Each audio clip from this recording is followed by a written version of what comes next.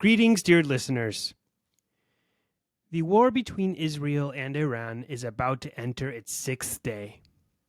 As of this recording, Wednesday evening of June 18th, President Donald Trump has not announced yet whether the United States will join the Israeli war effort.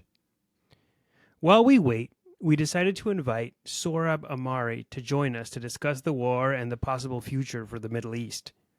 Sorab is the U.S. editor of the online magazine Unheard, as well as the author of several books. In recent days, Sorab has emerged as an essential commentator on the Iran-Israel war, in particular because of his warnings about the chaos that could follow should the Israelis succeed in overthrowing the Iranian regime. Sorab was born in Iran, and so direct personal experience informs his analysis. Before we get started, a reminder to head on over to wisdomofcrowds.live and consider becoming a paid subscriber if you're not one yet. You'll get access to, among other things, the whole conversation, along with other subscriber-only benefits. And don't forget to give us a like and a review on your favorite podcast app. With all that out of the way, on to the show.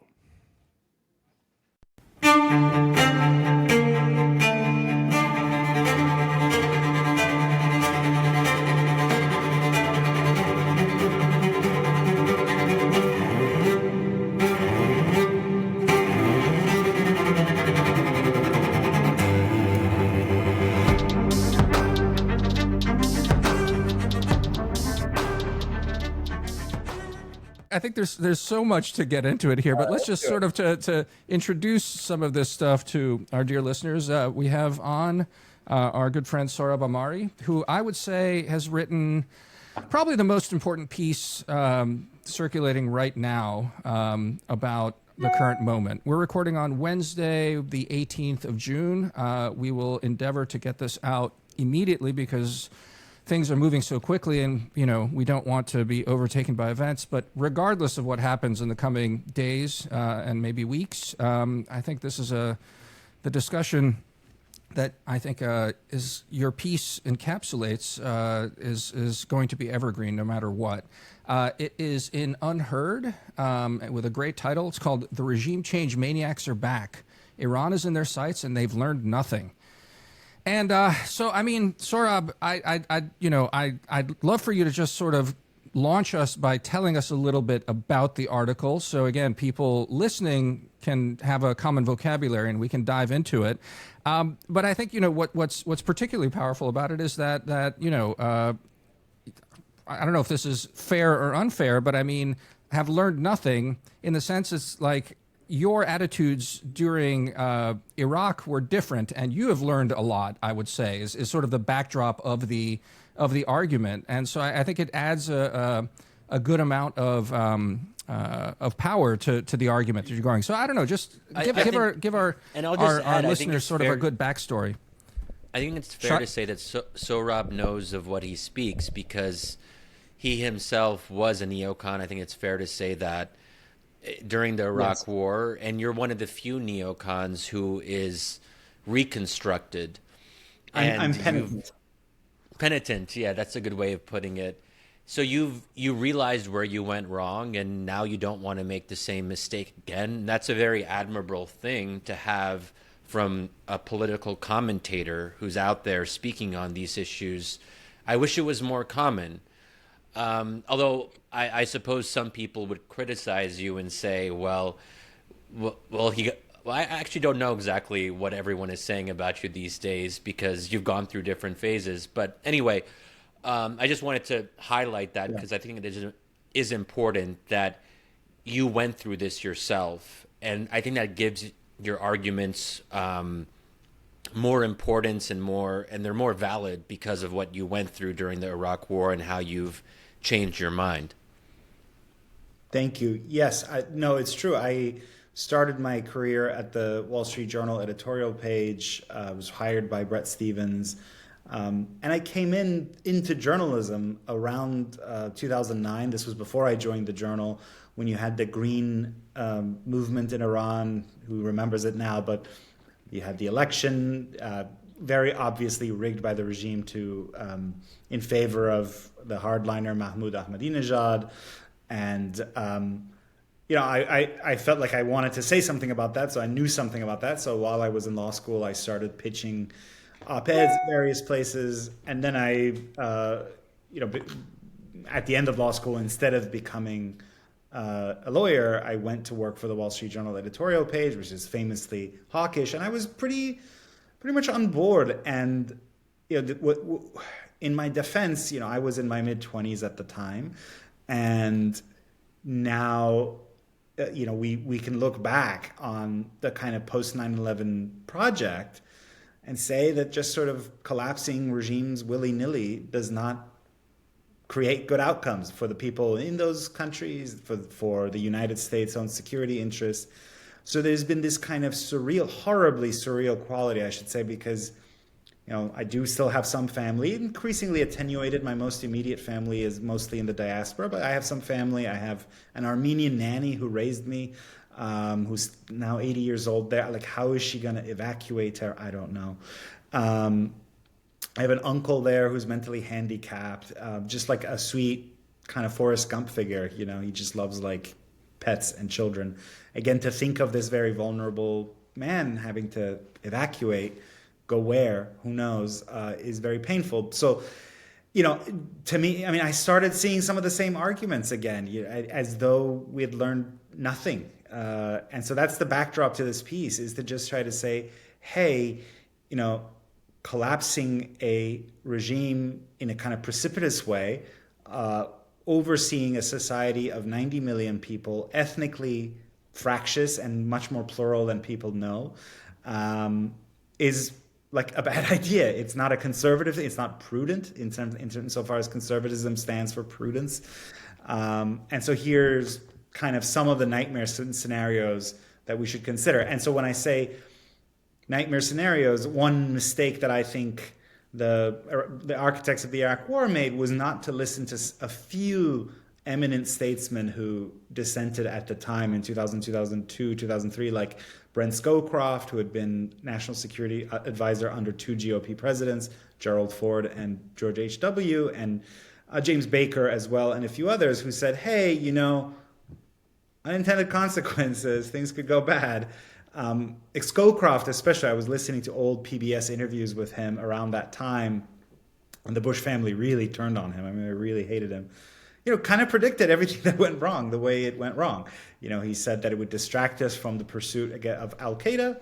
He said, we would be occupying a hostile Arab land, instability, et cetera, et cetera. He was just pretty obvious. So I want to, I'm still broadly of the right. I know you guys will say, my connection to the right has become, that's become attenuated too, because economically in all sorts of ways, I'm basically of the left. But insofar as I'm still tethered to the right, I, would like to see the Republican Party in its Trumpian iteration avoid what I think is a pretty obvious kind of mistake, an abyss that's staring at them. But if it's so obvious to us, why do you think it's not obvious to others? And not to overly psychologize the hawks in this debate, although I think we have to psychologize them to some extent. What explains this eagerness? And sometimes I wonder, when they're making these feminist arguments, it seems so obviously insincere. Or maybe they think it's sincere. They want women to be free in some vague sense. But I think what bothers me is that they don't seem to care about Palestinian women who are being bombarded and the disproportionate number of women who have been killed in Gaza during the war. Palestinians don't seem to register. So there's something very odd that all of a sudden you have these hawks who are like hardline pro-Israel, who all of a sudden seem to be so concerned with the state of the Iranian people. It's just impossible for me to take that at face value. But maybe I'm being unfair. With the height of the Iranian miniskirt, so yes, I think, look, there are many factors to go through, you can name some, I can name some. This is the weirdest one, but it has been on my mind a little bit, which is I call this sort of the psychosexual one, where, it's a meme, and actually where typically it's like the boomer meme, where it's a picture of women in miniskirts and like high-heeled boots, and people are like, this is what women were like in Iran. And then, of course, the younger kids have added their own versions of, like, kind of mocking it, where it's like a scene from Star Wars or something, or whatever. Like, it'll be like, I'm going to tell my kids this was Iran before the revolution, and it's like, The Simpsons or something. I don't know, but yeah, I mean, it's a little odd to me, because some of the same people who make it are within the U.S. domestic context, claim to be pretty exercised by social liberalism and social decadence, but when it comes to Iran, it has to and it's sort of out of touch with realities today in Iran as well, not through the regime's generosity at all, but through struggle by actual Iranian women who are now getting bombed. The regime has backed down largely on the hijab norms in the places where people would care, right? So, I mean, you can look at on Instagram or wherever footage of North Tehran, which is a very affluent area, and like the women just wear whatever they want. I mean, it's not, that's not now, if a woman does that in a very traditional corner of rural provincial Iran, yes, bad things will happen, and I wish that weren't the case. But it's just there are these nuances that have happened. And again, this is a result of Iranian women struggling and paying a huge price for it. But so that's one. I mean, I think there's something psychosexual about it.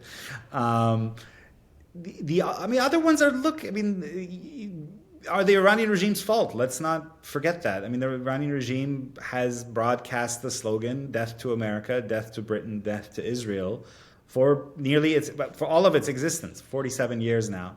And, it began with the hostage taking at the U.S. Embassy and the 444 harrowing days for American diplomats. Sometimes, I just want to remind your listeners that I'm not I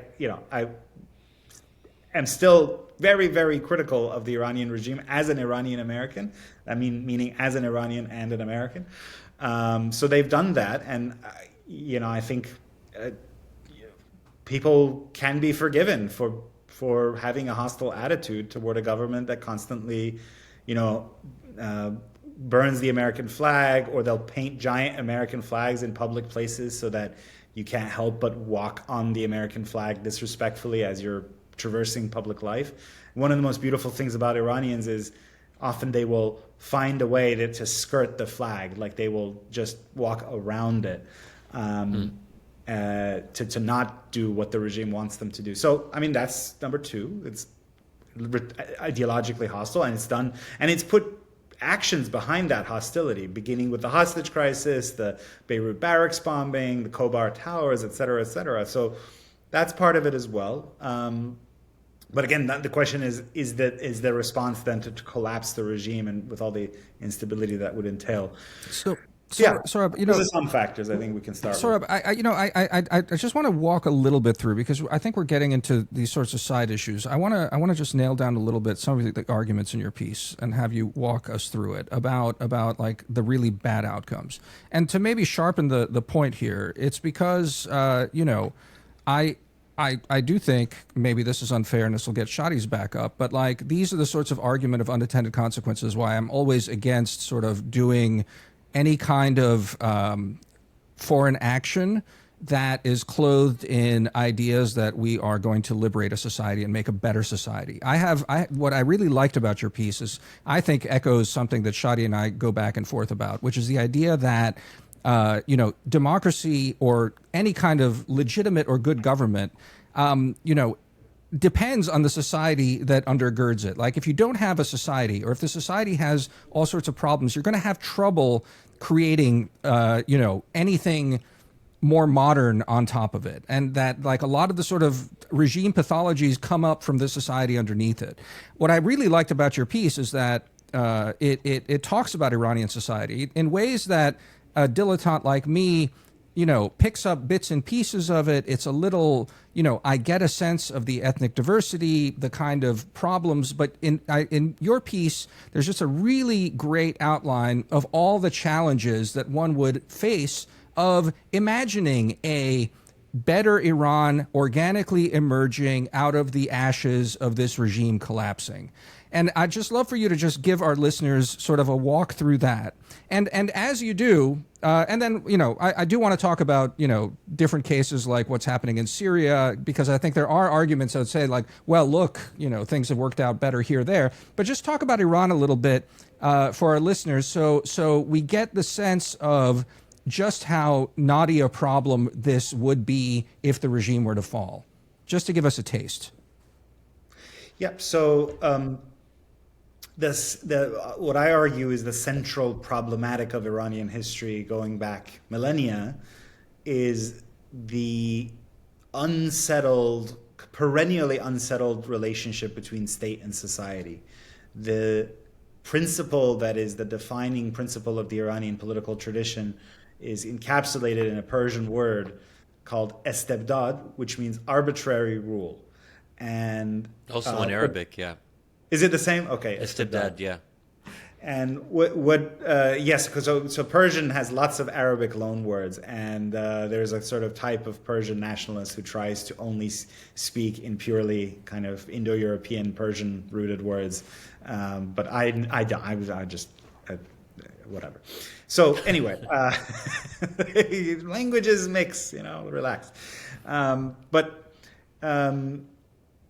Yeah, so I mean, the principle of estebdad means just that, every favor in society and every dimension of political life, and life in general, flows from the state, and that there is no sense that there are legally defined rights and duties that allow social classes to kind of take initiative on their own to settle disputes without resort to central authority, historically it meant that the state owned all land, and it would only kind of license them to different people, but nothing was fixed to the ground, as it were. And so, I mean, that fundamental problem has led to, first of all, the need for central authority, typically embodied in a shahanshah, a king of kings, an emperor of emperors. And I would argue that the Iranian regime today is fundamentally a monarchic structure. It's just that instead of wearing a crown, the Ayatollah Khamenei wears a turban. And, I was speaking to a fairly senior U.S. official recently who said, we've done studies of the Iranian regime, and really everything has to go through the office of the supreme leader, in the same way that, whether it was under a Safavid king or an Achaemenid king or whatever, Achaemenid king, everything had to go through him. Same thing here.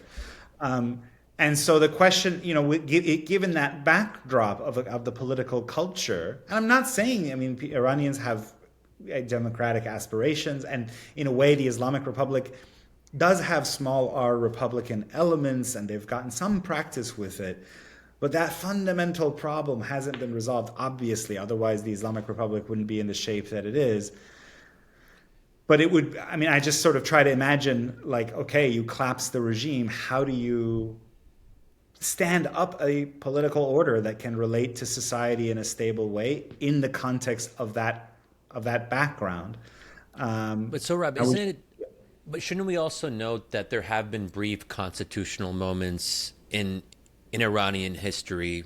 Yes. So the constitutional revolution of the early 20th century, but also the brief parliamentary era before 1953, before a U.S.-backed coup overthrew the democratically elected Prime Minister Mossadegh.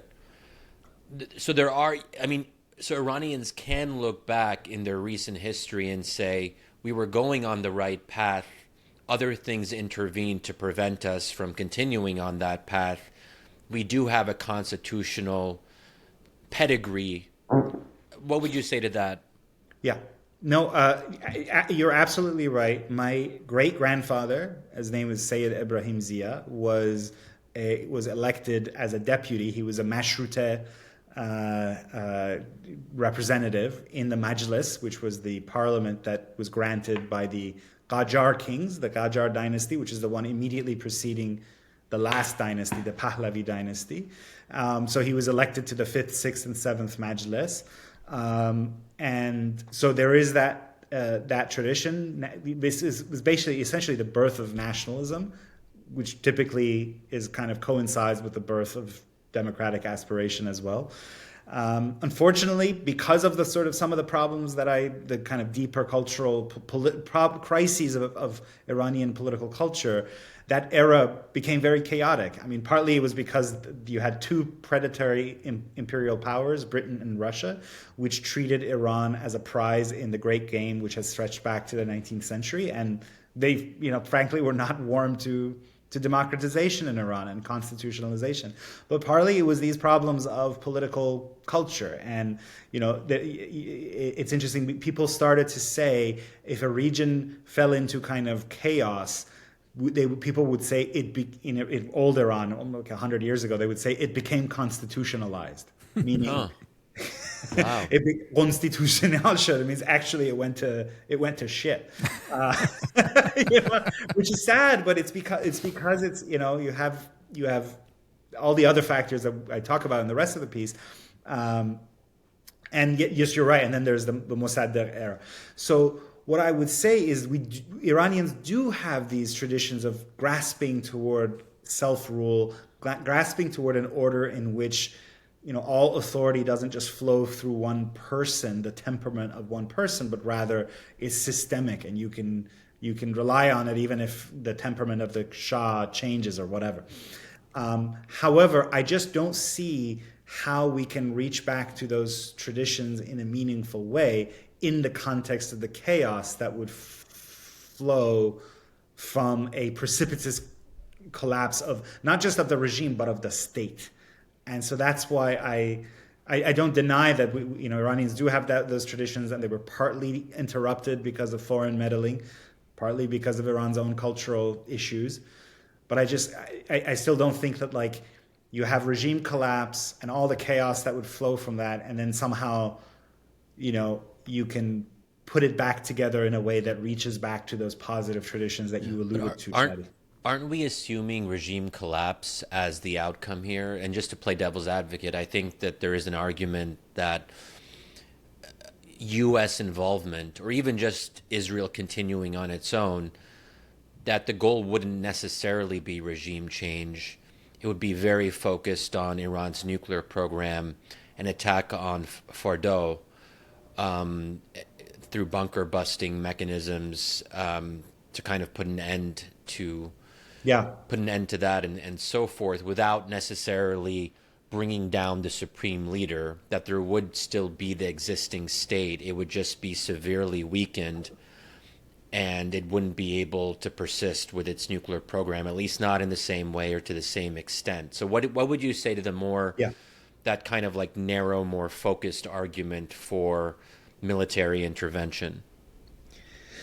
Yeah, so first of all, I don't think that it would be, what I've heard, I think right now, if there is going to be an American intervention, the consensus is that it'll be hit Fordow in and out over in a week at most, or something like that. I just don't think that's how things will play out, because, the Iranians hadn't begun to exhaust their short to medium range missiles. They've only used ballistics, obviously, to hit Israel. You have the very large arsenal of sophisticated short to medium range missiles that they could use to close the Hormuz Strait and attack U.S. bases.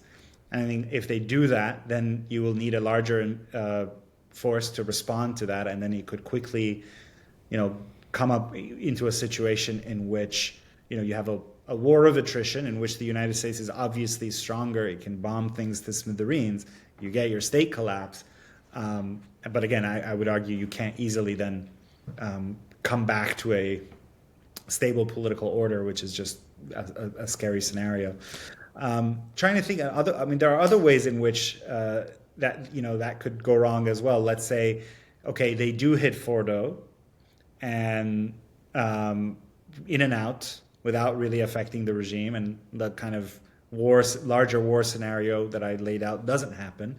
I just think the regime then would become, first of all, it would then race to nuclearize if it survives that, and regroup and become a garrison state. It would become North Korea in a way that the Islamic Republic hasn't been before, right? Like if I were the mullahs, that's what I would do. If I've survived all of what's going on and potentially this or that strike, with most of the material, by the way, they say at Fordo has been moved, and most of the enriched material, who knows, take that for what it's worth. It would also make the regime more popular. I think you allude to that in your piece, that already we're seeing signs it's already happening. of state and 100%. society, the gap between them closing. Naturally, if you're being bombed by Israel, you're probably going to sympathize a little bit more with your own people and your own nation rather than the people who are bombing you. It's just really common sense. This kind of fantasy that you have these Iranians who are just like cheering this on, and then people pick out one or two random Iranians who aren't representative and say, look, they're happy about this. It's a classic move. Let me just, I just want to add one wrinkle to all of this. And, it's not even to play devil's advocate. It's I just think one scenario that you haven't really touched on, Sorab, and that's that, it sort of flows from what you said. Let's say it's an in and out, and, the nuclear program, I don't know if it's possible to even talk about destroying the nuclear program. You can degrade it. We're at like 25% now. Some of the estimates say, let's say Fordo gets it to 60. Okay, so 60% degraded. The regime survives, and by Israel's own lights, the threat persists, right? And it's there's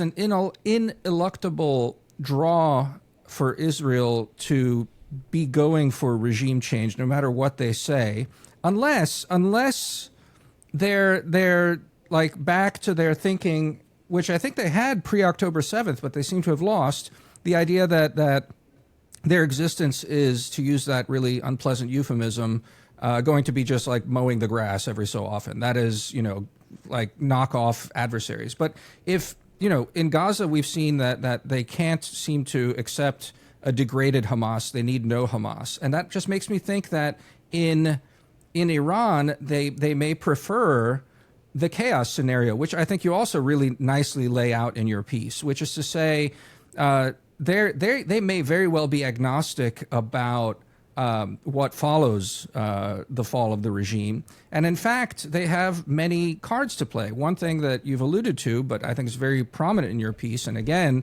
I hasten to add is why, as someone from the Balkans, I always push back on Shadi's, in my eyes, far too rosy democracy prospects things, but it's the ethnic question.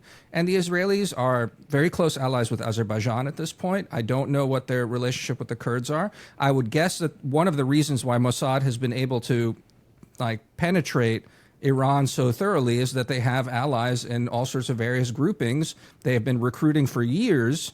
And I would be shocked if they are not ready to actually weaponize this, actually to weaponize the various minorities and allies that they've been cultivating for a while to destabilize. So, it's like my instinct is that this is where it's going. And I'd love to just sort of chat with you a little bit about, I don't know how to put it. What's the best case scenario that we don't get into the nightmare scenarios that you're putting out here? I mean, in many ways, I think it's a Cassandra-like piece that you've written, and I think will be read and studied thereafter. But I walk away from it again, like with my own deeply ingrained Balkan pessimisms, trying to imagine what's I feel like we're heading for what you've described almost ineluctably. How can we get out of it? And contradict me if you think that I'm being too grim about this. Like what's a I mean, who can be too grim looking at the Middle East especially the recent, maybe let's say October 7th. But look, I mean, my ideal vision is that Iran walks away from this the way Lebanon did in 2006, badly battered. It's all the battering has already happened. I mean, it's half the country is destroyed, but with some sort of agreement on the table with the Americans. I mean, there's an offer out there. It's buzzing in like Persian language chatter that the Iranians are going to bring, I don't know whether they bring it to Washington or Oman or Geneva with the E3, where they would, it's called a better than Obama offer, meaning better than what they gave Obama. It would be completely internationalized, like a consortium with U.S. inspectors explicitly built in, et cetera, et cetera. And then you give chance, hopefully, for Iranian society to shift more organically toward the aspirations of the Iranian people. Again, I realize this is my ideal scenario, but whether that happens through, the supreme leader is already pretty old, he croaks, and there are elements in the regime. I'm not saying they're great Jeffersonian Democrats, but maybe they're just nationalists, and what that means is they're not so worked up about what happens in the Levant or in Mesopotamia, but really think of the Iranian sphere, the Iranic sphere, where actually really it's more Central Asia oriented. The Iranians have, in some ways, look, I'm not saying Iran is not a Muslim country. It absolutely is, and anyone who talks about extirpating Islamic identity from Iran is mad. But Iranians do have these other ties to the South Caucasus, Armenia, Georgia, et cetera, to Central Asia. And that's where they do like peaceful development, and because I think that's just the thrust of Iranian society, and that's what's frustrating about this regime, is that like Iranians just want to be the ordinary Iranian just wants to be a normal country. They want their passport to like work at airports instead of immediately meaning that you get pulled aside and put into the little room, unless you want to travel to North Korea, then it's like a great passport. But otherwise, you get the room treatment. They want to just be able to relate to their neighbors, in a normal way without like their government constantly, sowing disorder in Sunni lands and so on. So I want to get there, to be clear. So that in my ideal scenario, the regime is degraded. It's taught a lesson. It takes serious slaps to the face, but it's not the kind of chaotic, precipitous collapse. And a transition is, is set into motion, whether it's led by officers in the IRGC who are tired of the Islamist dimension of their project and want to lean more heavily on a kind of rational nationalism, or whether it's from liberal and democratic-minded civil society or some combination, but just not precipitous collapse or like Syrianization or Libyanization. So, can I ask you? Do you, these proposals that are coming out? I mean, the thing that strikes me as I'm watching this in real time, it's been sort of little. There were rumors that they'd sent negotiators to Oman.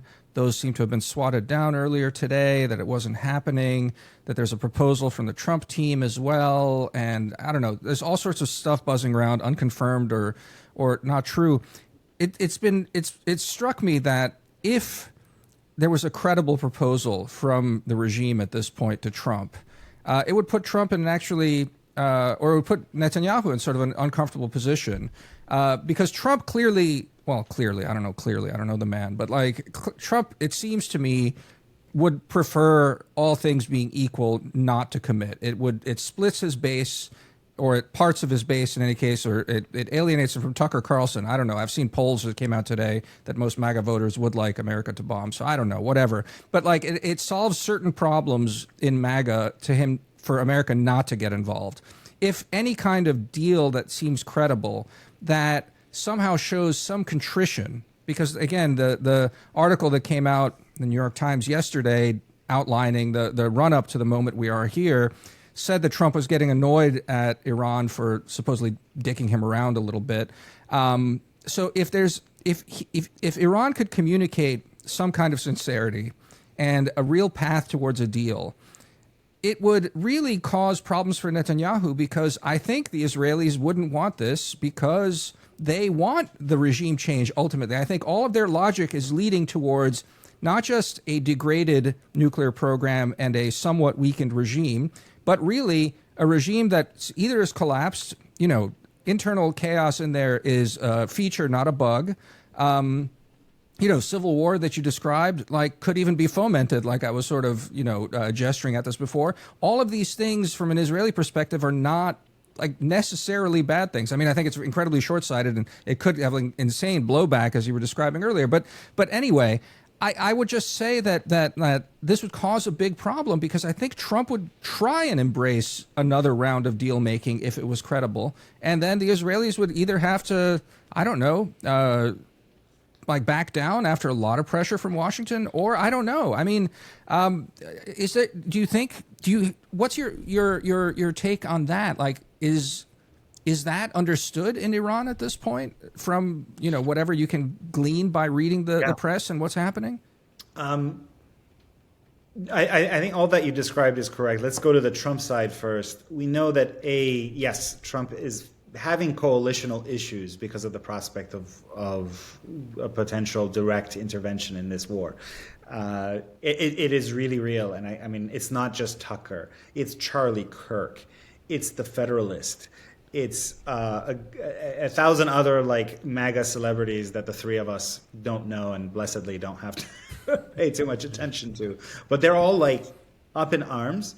They're this is breaking the promise of 2016 and breaking the promise of 2024, where at the top of the GOP plank was literally in typical Trumpian all caps fashion, stop World War III, or I can't remember, but something like that, end World War III. And they're mad. And a dynamic that's very interesting is that they are not backing down. They're becoming more, not less strident.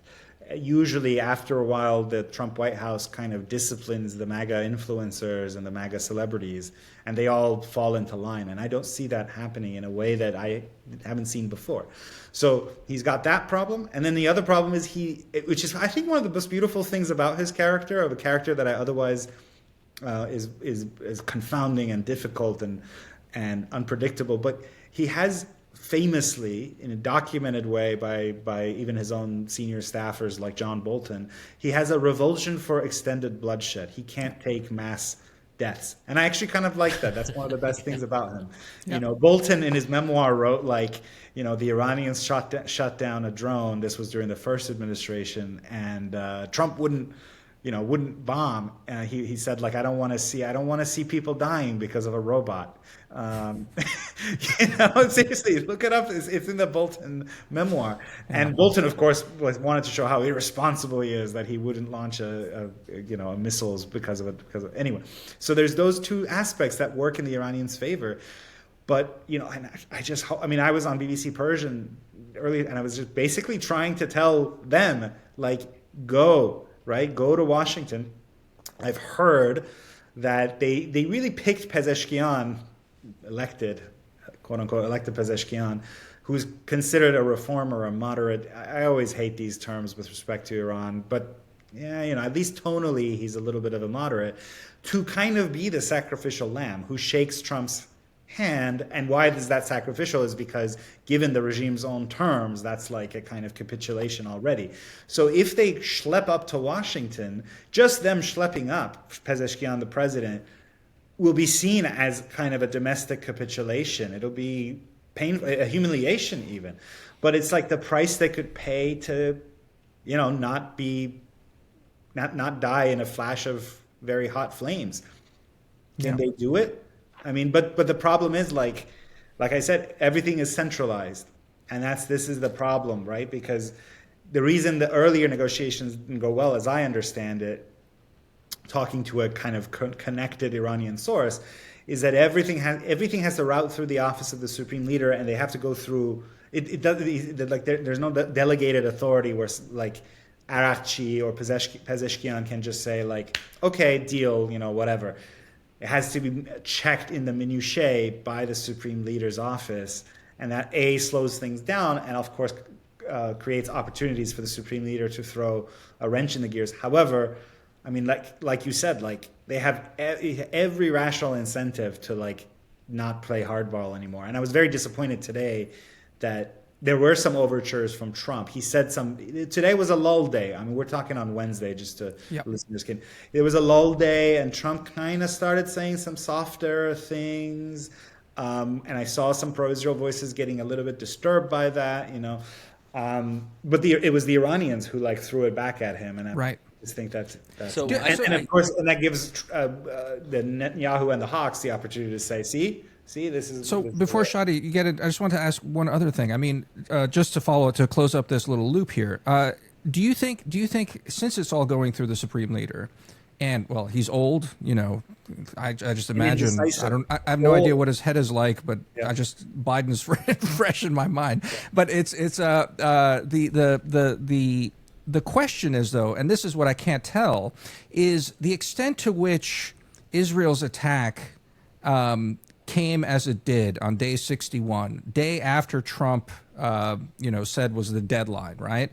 And then Trump's statements thereafter, when the first day seemed to go so well, to what extent do they not believe that, like, actually there's no daylight between Netanyahu and Trump? Like, maybe, or are they, again, this is impossible to answer. You're not in the Supreme Leader's head either. But, that's the thing that I wonder is, it seems to me there's a rational way out of this, and if the Iranians take the knee, basically, at this point. But I wonder if our credibility is already shredded to the extent, not like in some universal way, but in their eyes, that they'll be like, this is just a game that they're both playing. The game is rigged. We're screwed one way or the other. Roll the dice. Come on, bring it, America. You do it. We're going to light up the entire Middle East, and, our chances are pretty terrible if we survive this anyway and are shown to be weak and all the rest of that. I don't know. Someone described it as they're in a hole, they're holed up, and there's someone outside saying, "Come out now," and putting down my gun, but they just don't know, like, if they come out, the guy's just going to shoot them. Yeah. They have to come out unarmed, right, out of the hole. Yeah. And the other guy is Trump. Look, I mean, this is the terrible thing about the way that you have two leaders actually who are both are suffering from a kind of indecision. That neither can hold a certain idea in his head in a firm way. Let's start with Trump. My understanding, I spoke to like a dozen people, Democrat staff who have their own links into the administration, of course, people in the administration at various levels, congressional GOP types as well, and none of them think that this was some 60-day dance all along, orchestrated between Trump and Netanyahu to try to like trick Iran. They all think what they all said is some variation on Trump. Bibi Trump got wind that they're going to do this. Bibi and Trump get on a call. I don't know who initiates it, and Trump says. One staffer described it as it was a red light and a green light. Yeah. Another described it as a yellow light. But what Trump said was like, "Hey, I don't want you to do this, but I don't know, maybe you should."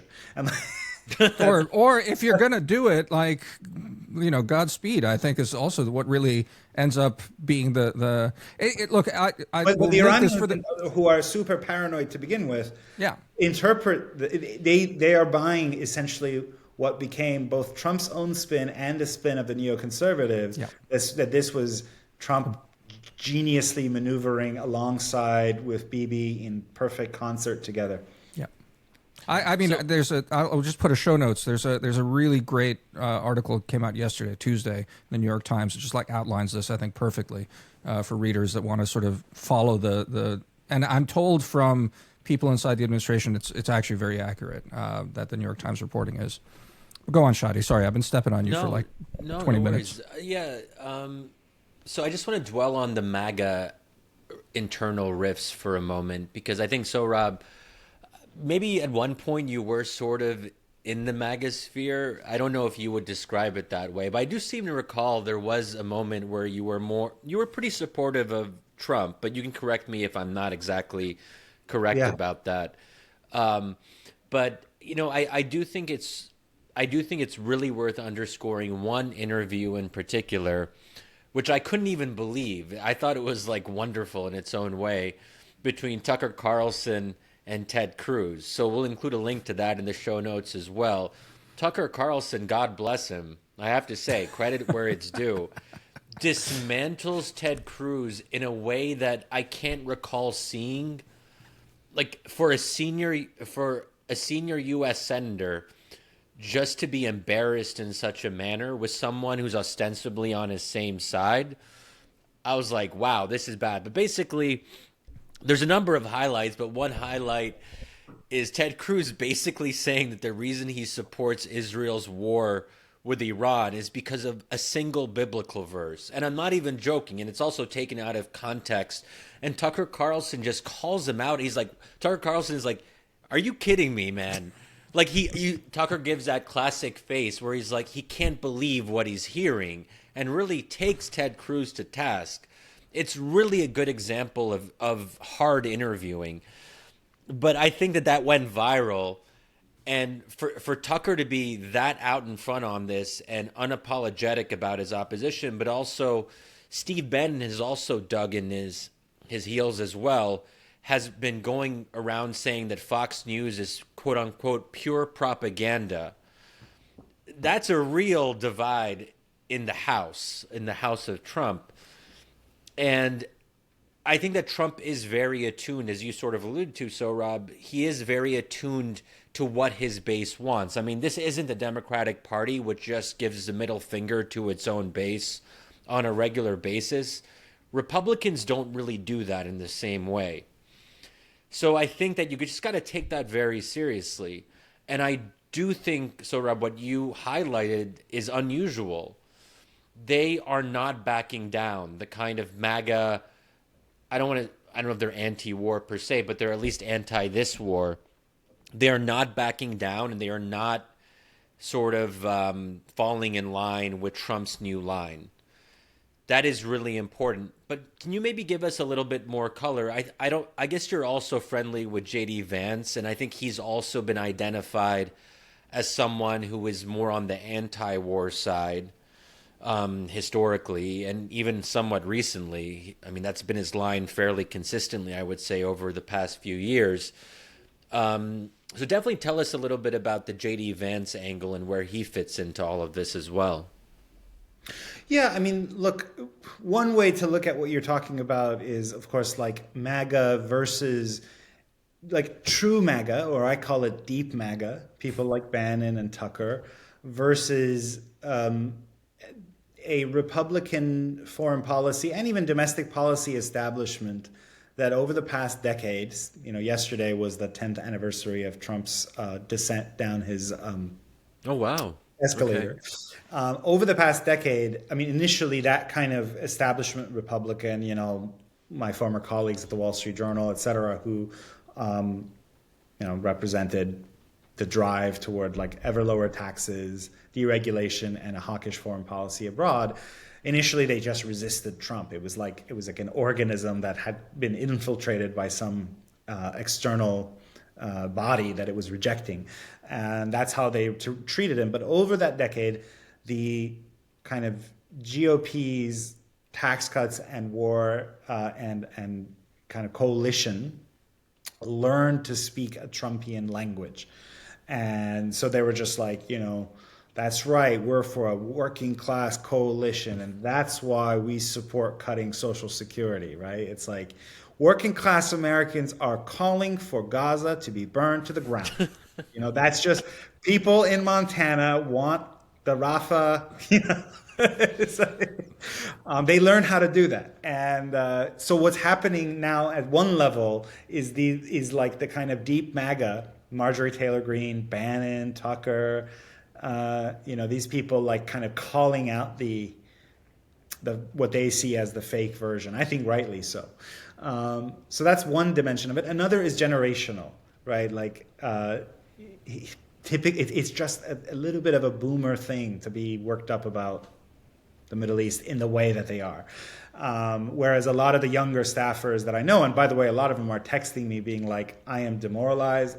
This is not what I signed up for. I've heard too that like across the administration, the younger MAGA staffers are just like in despair, deep despair. And so they are, yeah, I mean, that's all I'll say is that there's also a generational aspect of it. It's not that all of them are like isolationists or just, there are some who are genuine, like old school, Buchananite isolationists, but many others, I think, have a sophisticated view in which this is kind of closer to where I am, which is that China is, the kind of major rival to American primacy in the 21st century. That East Asia, as the part of the globe that it's already approaching like half of global GDP, is in the Pacific. Like that's where the action is, and if you care about, as I do, I want America to remain the world's preeminent power. We should not be moving, for example, the USS Nimitz from the South China Sea to the Middle East. That's literally the opposite of what all this kind of Trumpian thinking on foreign policy was supposed to be about. Yeah. So those are the two aspects. It's like deep MAGA versus kind of like fake MAGA, and then generations between like people who still see things in this kind of freedom versus autocracy, these kind of simplistic frames, versus people who want to focus on China and they're just more sort of hard-headed about industrial policy and things like that. The only caution I'd put on this, and I mean, we'll see what polling amounts, but I mean, I referenced there's like your former paper, the New York Post, had some polling about, again, sort of call it grassroots MAGA as opposed to professional deep MAGA. I don't know what we're creating like terms here. It's just that there are some reliable things. One is generally there is a, despite all the kind of, Mearsheimer Waltz stuff, there's just like a deep groundswell of just sympathy and empathy for Israel in the American body politic. There's just, you can skin it however you want. It's just there. It's a political fact. And the other one is just like I just want to be clear. You're talking about Republicans. I'm sure. Fine for now. I haven't looked at the polling, but I'm going to say fine. Let's just limit it to Republicans at this point. I don't know if I. But look, just there to are say, other polls that suggest that there's very little appetite. Certainly, very little appetite. Even if they support Israel doing it, there's very little appetite. There's a YouGov poll suggesting very little appetite for the U.S. joining in. And then the other say is like a lot of policy is led by those staffers, those types of people that we're talking about. And on that front, I mean, I think this is why Bibi was shrewd, is that he realized he's facing a generational vice grip. On the left, you have like AOC and Mamdani, not just the lawmakers, but the typical staffers who will become future leaders in the Democratic Party. And on the right, you have people, as I've been told, like the people coming up in the DOD at like the junior deputy blah blah blah type level are pretty hostile. Like not in a left way, but in a like, this one little client state cannot dictate to America. That's where I'm at. That is specifically where I'm at. Go on, Shadi. I was just going to highlight just one other piece.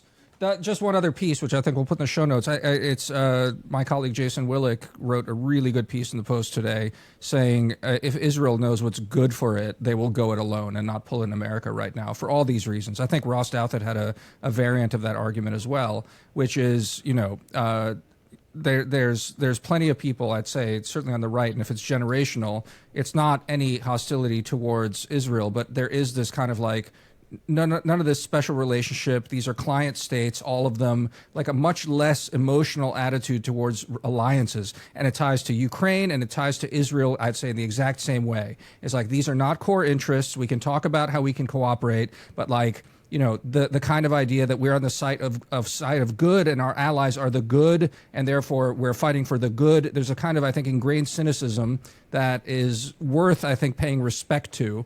If the Israelis know what's good for them, they would not be pulling America into this right now. Look at a total identity of interest between the clients, not just Israel, but the clients and the patron is, come on. It's absurd. It's absurd. Sometimes there is not an identity of interest. That doesn't mean that we shouldn't treat them with respect and solicitude and help where we can and so on. But to be like, what Ukraine wants is what America wants. What Israel wants is exactly what it is. Come on. Exactly. Like, it's not a grown-up way to think about the world. No. There's also, I think, in a religious right, post-religious right divide. Evangelicals are the most reliable, intense, enthusiastic constituency when it comes to pro-Israel sentiment. But this Trump administration is not dominated by evangelicals. There is this kind of popular trope that, or I think it's kind of outdated, but I think a year or two ago, people would say things like, look at how evangelicals or conservative Christians dominate to one degree or another. But especially if you're looking at younger Republicans and the deep MAGA folks that you're talking about, Sohrab, they're not really evangelicals. They might churched. be, yeah, They're unchurched, unchurched, exactly. And they're people who, have somewhat more sympathy and awareness of kind of secular MAGA, people like Curtis Yarvin or Bronze Age pervert, who are either atheists or anti-Christian explicitly. Yeah. By the way, those are really disturbing trends, as you both know. I'm not a fan of that trend this kind generally. Of Nietzschean, IQ worshipping, skull measuring, N-word using gleefully, kind of thing. But it means that they don't have this kind of bizarre, unquestioning deference to Israel. Correct. Which is a good thing, I think. So I think that's also. You know what Bronze Age pervert? Sorry to interrupt, but you know what Bronze Age pervert's take was on this? No. He put up like an AI picture cartoon of Netanyahu and Khamenei fighting each other with clubs, and the headline was "Two old R words." Two old guys fighting. Nice. Okay. Yeah, that captures it. Yeah, that was it. For the young people, that's how they. Yeah. Whippersnappers. So it's another divide to watch in the Republican Party. This kind of, and it just goes back to what Ted Cruz said. I mean, there are people who, for them, it's not even really. There isn't even really a substantive argument defending what Israel does in Gaza and elsewhere. It's really just that either this will bring about the rapture and the return of Christ more quickly, or it's that the Bible told us that we have to bless Israel, as if that would suggest, well, first of all, Israel didn't exist when Genesis was revealed. I mean, Israel. I think the rapture thing's overstated, though, different. Shadi. What? Shadi, I do think the rapture stuff's overstated. That's not the majority of people. Dispensationalism is not that much of a driving force, I would just say. I mean, I think it's just I don't know. I'm not really part of this world, but from what I can tell, I mean, it is. But Israel, right or wrong, as Ted Cruz sort of expressed, I mean, that is a very common view. It's just it's not rapture, is all I'm saying. I mean, it's maybe Mike Huckabee is part of that, but Pastor Hagee is quite powerful still. Sure. But I'm not part of that world either. I saw this footage of an evangelical mega church responding to these events, and this guy, this pastor, which is so typically of that world, because I'm Catholic, and I obviously I think of religious leaders wearing Roman collars, and the guy's wearing this kind of J. Crew sweater with a collared shirt under it, and he's wearing jeans, and he's put up a map of the world, and he's pointing. He's now here Ezekiel says Gog and Magog will attack Israel, and he's now I think this is what they're talking about is Turkey and maybe North Korea and Iran.